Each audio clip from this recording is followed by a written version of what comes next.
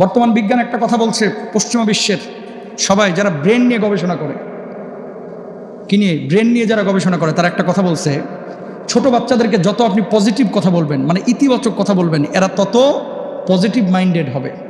আর যত আপনি নেগেটিভ কথা বলবেন, খালি না এটা করিস না, ওটা করিস না, ওটা করিস না, ওটা ধরিস না, ওটা বলিস না, এরকম আছে না কিছু লোক সারাক্ষণ খালি স্যাপস্যান করতে থাকে সারাক্ষণ। যারা এই কাজগুলো বেশি করে, এদের বাচ্চাগুলো পরবর্তীতে নষ্ট হয় বেশি। নাউজুবিল্লাহ বলেন। আমার নবী ছিলেন বাচ্চাদেরকে কখনো ওই যে প্রহার করেন নাই। এই যে মুরব্বীরা আপনারা এখনো আছেন এরকম যে হুজুর গোশতগুলো আপনার, হাড্ডি আমার, হাফেজ আপনারা বানাইতেই হবে, মারিয়ালান পিডা, খবরদার বাচ্চাকে এরকম বলবেন না, ইনশাল্লাহ বলেন।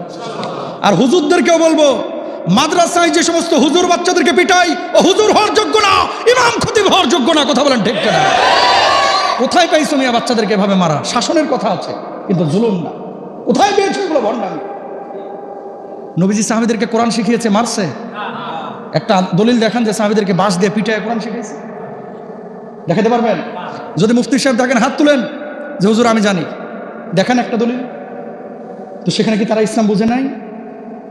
জিবরিল আমিন যখন নবীজির উপরে কোরআন নাজিল করলেন, কোরআন আসা যখন শুরু হলো, বুকের সাথে বুক মিলে নবীজি বলছে, মানা বিকারি, আমি পড়তে পারি না।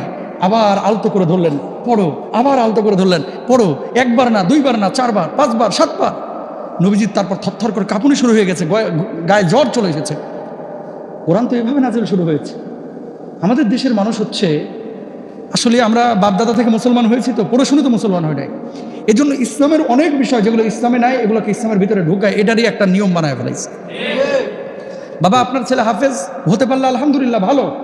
আপনার ছেলের জন্য হাফেজ হওয়া ফরজ না তো। মৌলিক জ্ঞান শেখানো, ইসলামে আইন শেখানো, ইসলামের ফরজে আইন যে বিষয়গুলো, মৌলিক জ্ঞান, কিভাবে নামাজ পড়বে, রোজা করবে, দিন ফলো করবে, সুদ ঘুষ থেকে বেঁচে থাকবে, হালাল জীবনযাপন করবে, এটা হচ্ছে ফরজে আইন। এটা কি ফরজে আইন? হাফেজ বানানো ফরজে আইন না। যদি হয় আলহামদুলিল্লাহ, নূরুন আলা নূর, আপনি হাফেজের বাবা, কিয়ামতের ময়দানে আল্লাহ আপনাকে ইজ্জত দেবেন। না হয় পেরেশানির কিছু নাই, তোরে নিয়ে এসে আপনি আলিয়া মাদ্রাসায় দেন, কমি মাদ্রাসায় দেন, অন্য জায়গায় দেন, বা স্কুলে পড়াইলেও প্রতিদিন আপনি মাদ্রাসার সাথে তাল্লুকাত রাখেন। হুজুর হাড্ডি আপনার, গোশত আমার, এই গোশত আপনার, হাড্ডি আমার, এই সমস্ত কথা আগের যুগে মানুষ না বুঝা বলছে। আমার বাবা বলে আসছিল, আমার বাবা বলে আসছিল ছোটবেলায়, কিন্তু এই কথা এখন বলা যাবে না, কারণ এখনকার বাচ্চারা অনেক সফট। মোবাইল আপনি বুঝেন কি, কুদ্দুর বুঝেন, ওদের হাতে দিয়ে দেখেন। এটাকে আপনি স্কুলে শিখাইছেন? কথা বলে না।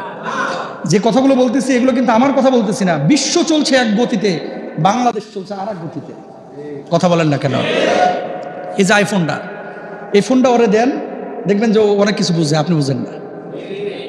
চাচারে দিলে চাচা খালি লারবো, এটা হলুদ সাদা, আর ফোন আসলে খালি কচ করছে, কই নীলটা কোনটা, টিপ মারে আর ধরে, আর লালটা কাটছে ফোনটা ইয়া করে দেয়, রেখে দেয়, মানে লালটা দিয়ে কাটে, সবুজটা দিয়ে ধরে, এই থিম ছাড়া আর কিচ্ছু জানে না। আর ওদেরকে দেখেন কত কি বাইর করে ফেলে। মানেটা কি? আপনি কি ওদেরকে স্কুলে শিখাইছেন? খুব চিন্তা করবেন বিষয়টা। এই জিনিসগুলো ওরা শিখছে কিভাবে? নিজে নিজে টিপে টিপে কিন্তু শিখে ফেলাইছে। তার মানে কি, যারা এটা নিজে শিখতে পারে তাদের ভিতরে ক্রিয়েটিভিটি আছে, অনেক জিনিস ওরা বুঝে যেটা আপনি বুঝেন না। তার মানে কি, আল্লাহ তাআলা তাদের মেধাটাকে ওইভাবেই কিন্তু এখন তৈরি করে দিয়েছেন।